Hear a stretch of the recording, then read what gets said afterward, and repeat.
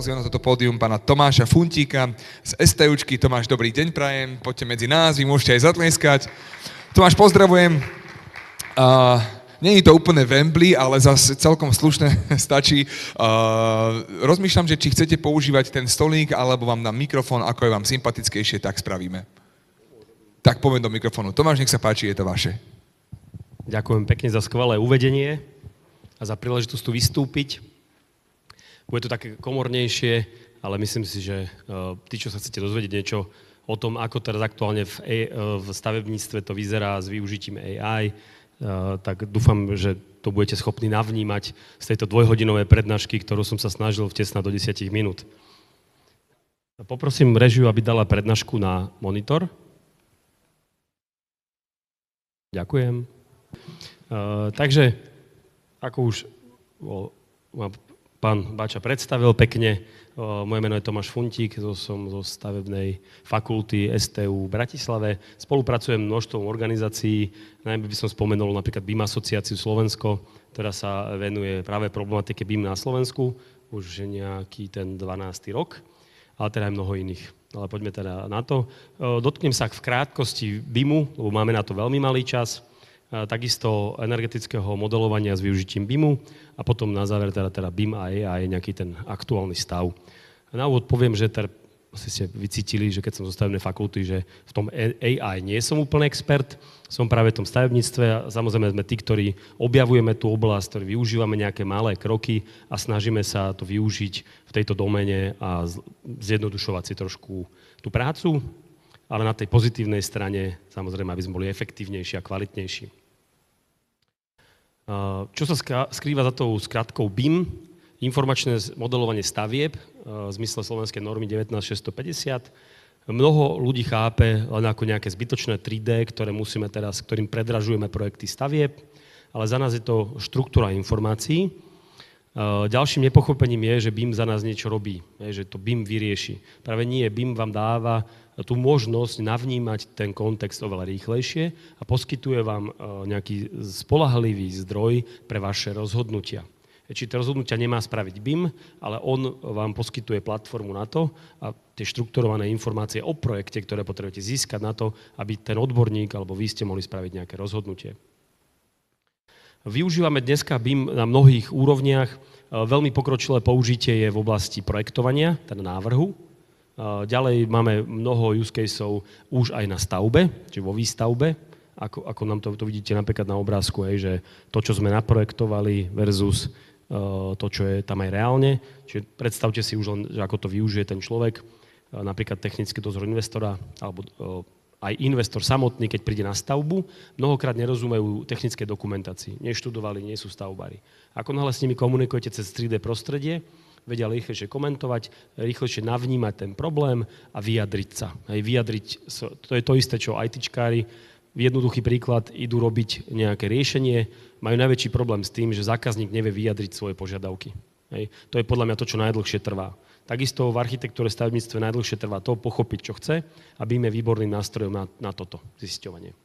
Ďalej sú už aj mnohé pokročilé využitia v oblasti facility managementu, prevádzka, údržba a správa budov, kde vieme využiť opäť informácie o tej stavbe, už o konkrétnom zameraní tej stavby, či už geometria alebo negrafické informácie na pokročilú správu tohto celého. Čo je veľmi dôležité, čo by som chcel spomenúť, je interoperabilita. To je tým kľúčom, ktorý nám umožňuje vymieňať dáta medzi jednotlivými softverovými platformami a tým pádom zdieľať tie informácie medzi jednotlivými fázami životného cyklu, medzi jednotlivými dodávateľmi alebo členmi toho pracovného tímu. V skratke, IFC je nejaký XML zápis, ktorý prekladá tú stavbu do jednotlivých kategórií, ako sú samotná teda stavba, ako sú podlažia, ako sú okná, dvere a tak ďalej.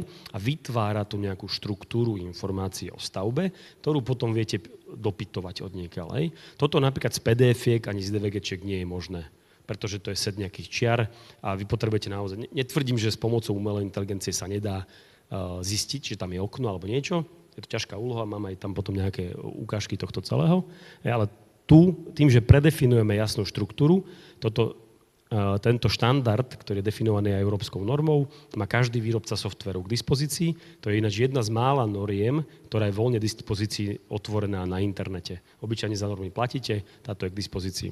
Čiže cez tento XML zápis vedia jednotliví účastníci projektu komunikovať, kolaborovať. Statik vie komunikovať s architektom, so vzduchotechnikom, ďalej na stavbu, ten model vedia zdieľať, lebo každý používa iné softwarové prostredie a vďaka tomuto formátu vedia tie dáta vymieňať bez nejakej významnejšej straty. Je to o nejakom dobrom nastavení aj tých workflow. BIM je solidným základom teda pre nejaké dosiahnutie vysokého efektu v oblasti aj udržateľnosti. To je to, prečo sa venujeme tomuto projektu, pretože tým, že máme tú štruktúru informácií o stavbe, vtedy vieme nasadiť nejakú pokročilú analytiku a možno aj AI na to, aby sme vedeli niečo optimalizovať. Lebo naozaj v tom najväčším problémom v tej stavbarčine je, že tým klasickým postupom výroby projektovej dokumentácie, kde dávate dokopy čiary, výkresy, rezy, nestíhate, je to tak náročné na zmeny, zapracovania a komunikáciu, že nestihnete spraviť optimalizáciu počas prípravy toho projektu.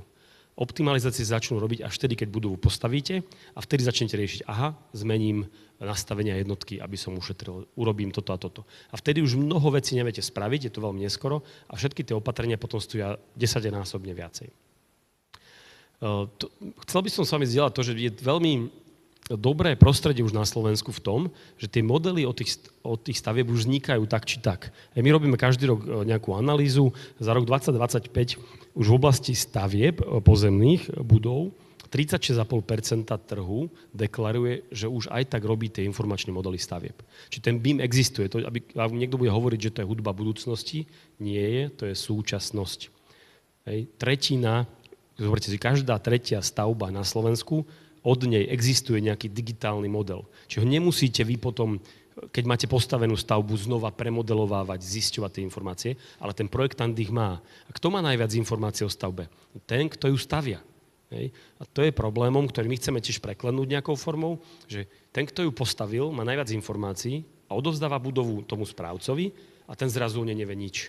Lebo dostane tie informácie v podobe papierových výtlačkov, množstvo papierov, dokumentov a tak ďalej, ktoré sa nedajú efektívne prehrabať v nich. Trošku slabšie je infra, ale tam sa ani ideme teraz zameriavať nejaké mosty, diaľnice a tak ďalej, to preskočím. Chcel by som poukázať na túto vývojovú krivku, ktorú od 2017 modrou sú budovy, oranžovou sú infrastavby. Vidíte, že za tých pár rokov sme sa z nejakých 22% vyšplhali na 36%. To musím povedať, že v mnohých európskych krajinách je to využitie BIM oveľa na vyššej úrovni, najmä kvôli tomu, že tam je nejaká národná stratégia, ktorá napríklad požaduje používať BIM vo verejných zákazkách. Prečo? Pretože BIM nielen umožňuje optimalizovať energie alebo náklady stavby, je transparentným nástrojom a umožňuje dosahovať vyššiu kvalitu už v projektovej príprave. Čiže trh je pripravený. A čo s tým modelom teraz vieme ďalej v oblasti energií? No tak tu je téma, ktorá sa volá BIM Energy Modeling. Veľmi jednoducho. Tým, že projektant už má ten model, že vy neplatíte niekomu, že musí vytvoriť analytický model, preberiem si geometriu a už v prvotných fázach, keď takto architekt alebo projektant robí, tak on vie mať hneď nejaké bilancie. Hneď vychádza oslnenie, preslnenie vo vzťahu k orientácii na svetové strany. Už viem, koľko tam mám štvorcov zasklenia, koľko tam je kontaktného zateplovacieho systému, aký typ strechy tam je, aký typ vykurovania centrálny alebo napríklad lokálny a tak ďalej. Toto všetko viem na prvé prepočty spraviť už len tým, že využívam BIM pri projektovaní. Tradičným spôsobom by ste spravili nejaké výkresy, rezy, pohľady, vizualizácie a stále nemáte informáciu o tej stavbe, že žiadne. A neviete robiť žiadnu analytiku. Niekto, ten špecialista potom, energetický, si musí otvoriť nejakou špecializovanou svet, premodelovať celé, zistiť tie informácie o tej stavbe a toto je veľmi prácne. Čo my vlastne potrebujeme o stavbe, to preskočím, asi viete, že potrebujeme informácie o tvare, elementoch, systémov vnútri, prevádzkových nejakých profiloch, podnebí a tieto všetky informácie my aj máme. Sú mnohé databázy, ktoré hovoria o tom, o smere vetra, teplotných profiloch a tak ďalej a tak ďalej. A toto tým pádom viete do toho modelu dostať a viete robiť rôznu pokročilú analytiku.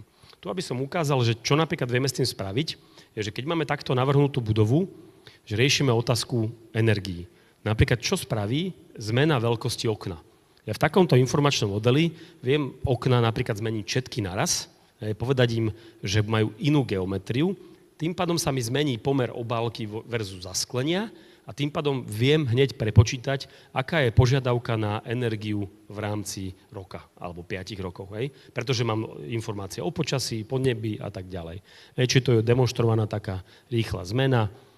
Nemá to ukázať to, že len ten projektant rýchlejšie tú zmenu zapracuje a klient ju vidí hneď. Hej? A nemám tam žiadne nezrovnalosti, ale navyše viem aj tie energetické výpočty. Ja toto preskočím, lebo tam ďalej bude to prepočítavanie, ale vo výsledku sa dostaneme k tomu, že my z tej stavby, už keď ju takto máme, tak vieme cez teplné bloky zisťovať už naozaj týždennú dodarnú energiu po jednotlivých týždňoch, mesiacoch a tak ďalej. A toto vieme robiť bez AI aktuálne. Hej? Toto je aktuálny stav. To je len to, že ten BIM je ten enabler, ktorý to umožňuje vôbec takto robiť. Ale my to chceme posunúť zase ďalej. Chceme využiť ešte AI na to, aby našla rôzne vzťahy, korelácie a tak ďalej a zjednodušiť možno, že optimalizovať niektoré procesy. A to ešte nehovoríme o tom, že máme tu nejakú komplexnú geometriu, my sa stále bavíme o nejakej tej architektúre vnútri, ale toto všetko do tých výpočtov dostať je pre nás aktuálne veľmi zložité. Čo vieme robiť dneska v BIM s pomocou AI, za využitia toho, čo dneska všetci rozprávame? Vieme dobre, že v stavebníctve je množstvo odpadu. A teraz odpad sa nemyslí len tým, že čo vyhodím do koša, ale odpad je aj energetický napríklad. Hej. To môže byť z nadpráce, opakovaných činností, na stavenisku a tak ďalej. Ale mnoho z toho je aj v tých samotných budovách, aj Radek o tom veľa rozprával, že koľko spálime viac energie, ak by bolo nutné, a pomocou BIM a AI to vieme robiť. My napríklad už dneska vieme využívať v stavebníctve AI napríklad pri optimalizácii dizajnu návrhu. Hej, čiže viem mať typické pôdorysy, to asi trošku slabo vidno, ale tam sú pekné typologické pôdorysy, presne, lebo takých už sa navrhli tisíce. Hej, že to je determinované, že keď je to spálne, má mať takú veľkosť, keď je to vécko, má mať tak podľa štandardu, takú veľkosť a tak ďalej. Čiže toto už dneska využívame a je to v pohode. Ďalej, čo vieme využívať, tak takisto optimalizovať veľkosti napríklad tých jednotlivých miestností, napríklad na základe CO2 alebo preslnenia. Hej. Keď viem, že maximálna hĺbka, kam mi dosvieti slnko, je 6 metrov, viac nemôžem mať, tak si to viem nastaviť a tým pádom ten pôdorys toho celého ešte optimalizovať aj z tohto hľadiska. Čiže nielen z typologického, ale ja dám do toho CO2, alebo dám preslnenie, alebo dám niečo. A toto sú existujúce nástroje, ktoré sú už dneska vonku, sú ich, ako by som povedal, desiatky po celom svete. Hej, toto dneska vieme využívať. Tam, kde sa my aj zameriavame, je, že v tomto projekte je, že my mnohokrát do tej stavby nemáme nič. A to je 90% prípadov. Existuje stavba, nemáte nič. Čiže sú aj na také AI nástroje, ktoré aj z nejakého PDF-ka alebo oskenovaného, povedzme, výkresu dokáže spraviť nejaký model a tým pádom už mám nejakú štruktúru informácií o tej stavbe, ktorú vieme zase potom využiť ďalej do nejakých optimalizácií. No a keď už máme tie modely, to je pre nás základ, tak vieme potom prepájať tie modely s jednotlivými senzormi. A toto je už konkrétne, čo napríklad my robíme v rámci tej VP4, že chceme jednak vizualizovať, aby vedeli, že ktorej časti tej stavby máme nejakú neefektivitu, aby vedel ten správca tej budovy lepšie povedať, hej, že tu v tejto spálim viacej energie ako v ostatných a môže ísť riešiť prečo. A to prečo, to sa bude riešiť aj teraz v rámci toho projektu, tam zase máme iných partnerov, kde sa my necítime byť aktuálne akoby tí experti, čiže vieme si my takéto prostredie komunikovať, ukazovať či už na nejakých vstavaných riešeniach, ktoré existujú. Na tomto modeli vidíte architektúru, ktorá je napojená na senzory a tie senzory vám dávajú nejaké informácie o teplote, o CO2, alebo čokoľvek, čo chcete snímať a viete to tým pádom vizualizovať a riešiť tie dáta. A tie dáta, keďže mám štrukturované informácie o stavbe, čiže viem aj orientáciu na svetové strany, viem pozíciu na poschodí, viem, že či to je krajná, rohová miestnosť a tak ďalej, aký operačný profil má tá miestnosť, tak tieto dáta vieme veľmi rozumným spôsobom posunúť potom niekomu ďalej na nejaké vyhodnocovanie s využitím AI. A toto je to, čo mu v tomto projekte chceme dosiahnuť, pomocou takýchto riešení, ktoré sú založené na BIM a AI, dosiahnuť úspory jednak už vo fáze možno projekčnej, že tie zistenia, ktoré budeme mať z prevádzky, budeme vedieť implementovať do takých nástrojov, ktoré architektom, projektantom pomôžu navrhnúť už lepšiu stavbu, alebo tým, ktorí majú existujúcu stavbu, ako urobiť nejaké aj konštrukčné opatrenia, alebo nejaké návrhové, ktoré by umožnili znížiť spotrebu energii v danej stavbe. Za mňa je to všetko.